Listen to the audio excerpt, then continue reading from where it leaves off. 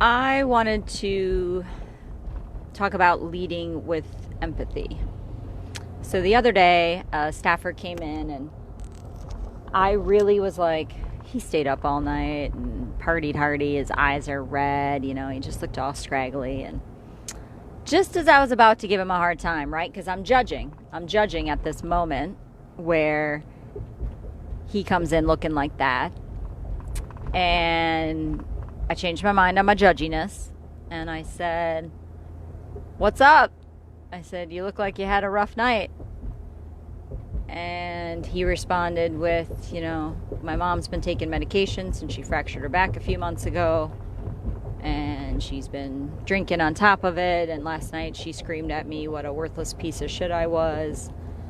And how I'm never going to amount to anything in life, etc." So as your jaw just dropped, so did mine. I'm not his mama. I'm his boss. But boy, did that hit hard. So as much as we as bosses lead the charge, right? This is your job. Do it. We need to lead with empathy and vulnerability. I couldn't erase what his mom had said, but I certainly wanted to fix it. So it was a real good reminder to me to thank everybody for everything. Thanks for picking up that pile of dog shit. I don't say it every time, but, when they're doing it, to say, "Hey, thanks for grabbing that so quick." Be thankful. We have no idea what's going on behind closed doors. We don't know what's happening when our staffers leave our four walls. So we have to lead by example and saying thank you and being sincere with that thank you. It's not a "hey, thanks." And making sure that it counts. So there's always that analogy to not be a seagull. Don't walk in the door and, grab money out of the till or grab your laptop and go, "Jesus, this place smells," or "Geez, this isn't happening," and then you turn and walk out. You need to sandwich things. You need to come in and say, "Hey guys, how's the day going? How are things going?"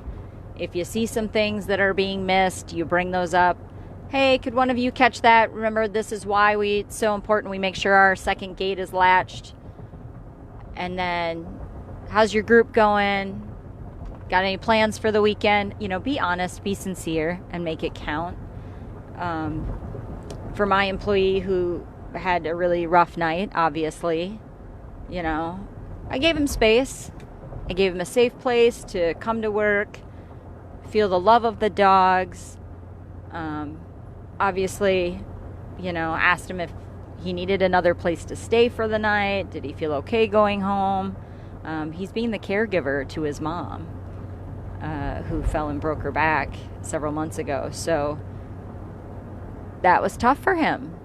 But again, it was a great reminder for us as leaders and us as bosses to make sure that we are giving care for our people. Right now, everything is uncertain. People are struggling mentally. And even if you don't think that people are struggling mentally, all of this unknown is causing anxiety. And it irritates me to use that word. It really does. But, kids not going back to school, can't go into your restaurant, seeing all of the unrest, and I say that as somebody who lives in the state of Wisconsin, seeing all of the unrest that's going on in the world just causes a level of anguish for people. And we as leaders need to acknowledge that in our staff, and we need to acknowledge that in our clients.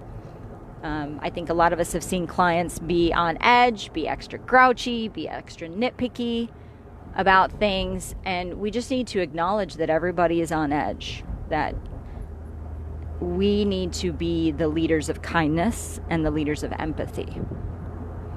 How do we do that? Darn good question.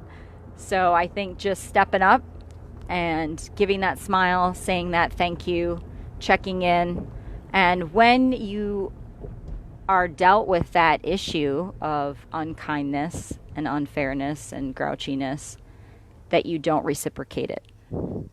You take it in, you acknowledge it, you say your piece to it, and then you drop it on the floor and you step over it.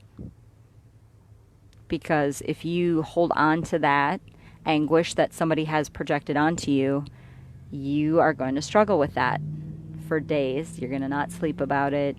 You're going to relive it and rehash it. So you take the harshness, you absorb it momentarily, and then you drop it and you step over it.